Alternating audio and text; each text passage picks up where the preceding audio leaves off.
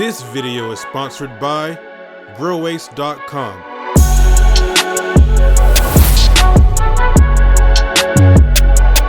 Yo, what's good everybody? Bass drop keys, your friendly neighborhood Negro. And in today's video, we're gonna do an update to the AirCube grow. This grow is sponsored by growace.com. If you're watching this video and it's the reason why you're gonna get an AirCube system, click the link that's in the description. Use the coupon code to get a 5% discount on your AirCube system. I want to thank them for making me the first YouTuber that they've given a system to. In today's video, I'm going to show you exactly how to use the system. So without any further ado, let's get to today's video.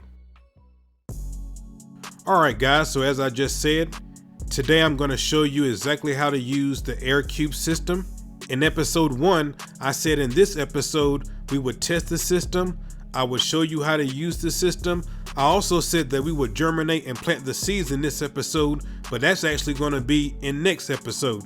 In next week's episode, we're going to germinate and plant the seeds, and we're going to go over their first week of life. Because I'm the first person that's covering this AirCube system on YouTube, I think it's important that I make a dedicated video showing you guys exactly how to use it. Because there's two ways that you can use this system. You can do manual watering or you can do automatic watering. And I'm going to show you how to do both of those in this video, so that way there's no questions and you know exactly how to use the system. Also, real quickly here, make sure you stay till the end of the video because I'm going to give you some very important information that you need to know about the reservoir. Right here, what you see me doing is you see me putting some RO water inside the reservoir so that way we can test the system. Make sure you stay till the end of the video. I'm going to give you some information that you definitely need to know about the reservoir. Whenever you're testing your system, you want to make sure that your reservoir is at least halfway full. Now that we have that done, let's move to the next step. The next step for testing the system is removing the fabric pots. The first type of watering that I'm going to show you how to do is the manual watering. In episode 1, I told you about how the drain pump inside the brain controller is connected to the straight connector on the bottom of the lid. Here's a great shot of it right here so you can see exactly what I'm talking about. I didn't show you a shot of it in episode number 1. What you're looking at right now are the controls that's in the front of the brain controller. The first thing that you want to do is you want to set the time. Currently it's 4:15 a.m. so you can see me twist the timer until I get to 4:15. Pretty easy, right? Now for manual watering, you want to pay attention to that switch that's inside the timer. If you want to use the fill cycle, you're going to click it up. If you want it to drain, you're going to click it down. While it's in the middle, that is automatic watering. Let me show you what I mean. So I'm going to click it up. It's now in the fill cycle, and you can see when I open up the lid to the brain controller, that water is starting to fill inside the brain controller. And because water is filling into the brain controller, if we look at the buckets, you're going to see that the water is going to start filling up in the buckets. Now we're going to talk about how you can control the level of the water inside the buckets. What you're looking at right now is the sensor that determines when the brain controller turns on and turns off when it comes to the water level. It's called the float valve. When I first started adjusting it, I thought that you had to unclip it to move it up and down, but all you have to do is slide it. You don't have to unclip it from the bars. Just slide it up and down and it moves pretty easy. That's what I'm doing right now. So you can see that I slid the float valve towards the top of the brain controller, which is going to allow more water to go inside the buckets. That is how you adjust the level of water that you want inside your buckets. Just raise the float valve, that allows more water in. That's going to make the level of your water in your buckets go up. It's pretty easy.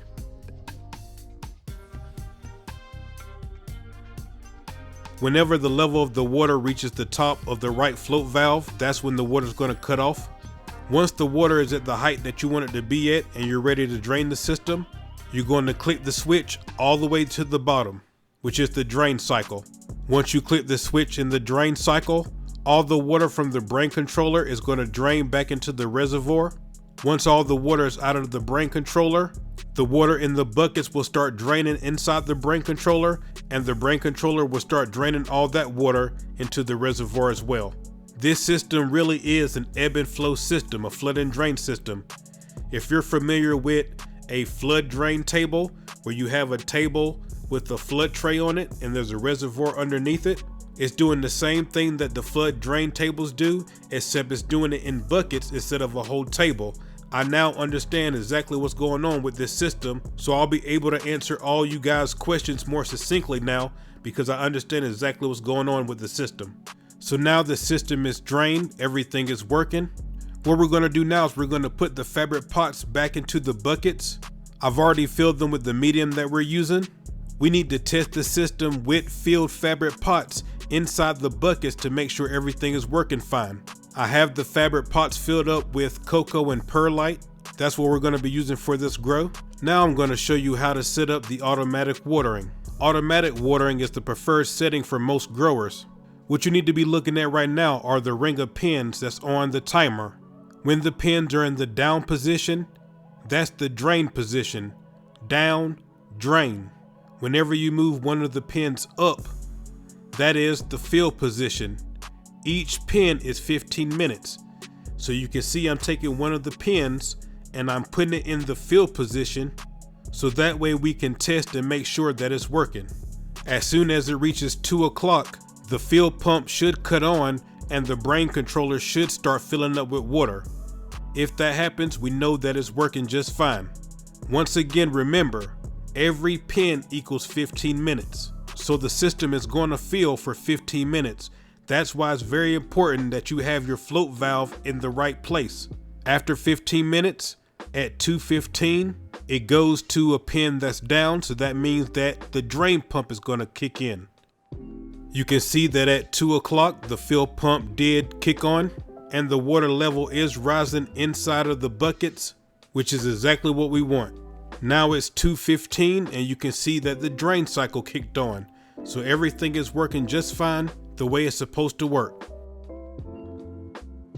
So you made it to the end of the video, and I said that if you did, I will give you some important information about the reservoir. I don't know if you've noticed or not, but ever since I put the water in the reservoir so that we could test the system, the rest of the video since then, I haven't been using the reservoir.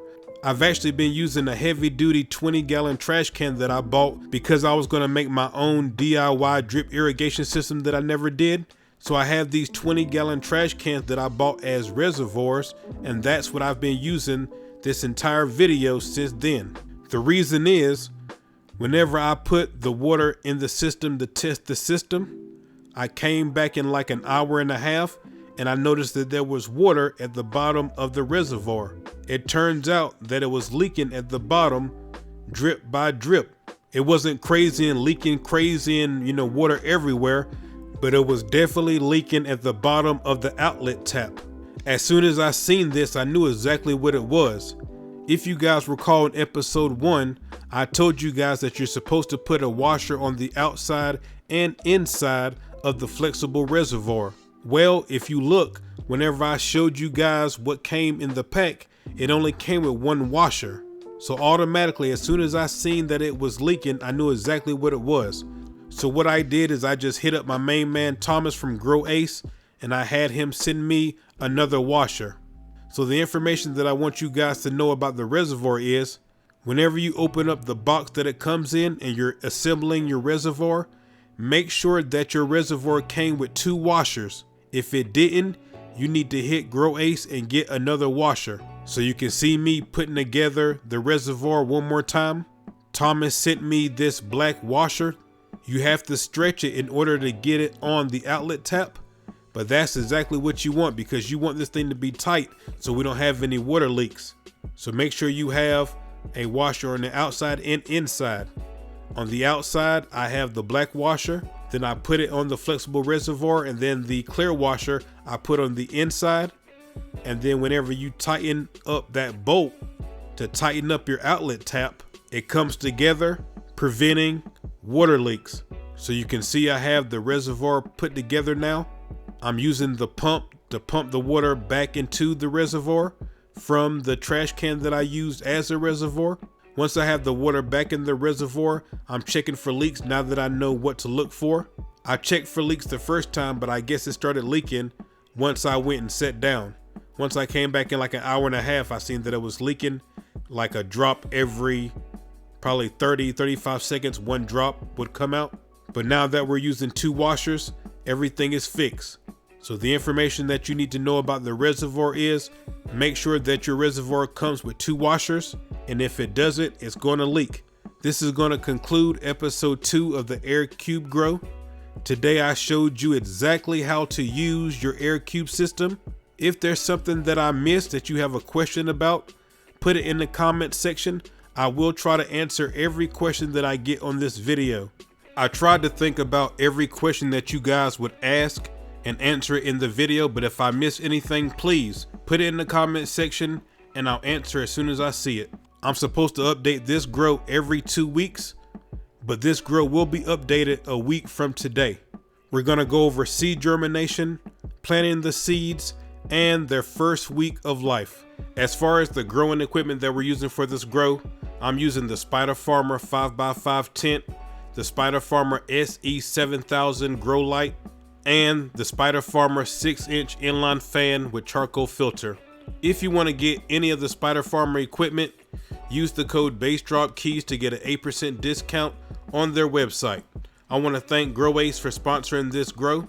I do have a 5% discount code in the description box if you want to get your own AirCube system. I really appreciate all of you. And until I see you guys the next time, peace and good eats. I'm out, guys. Much love.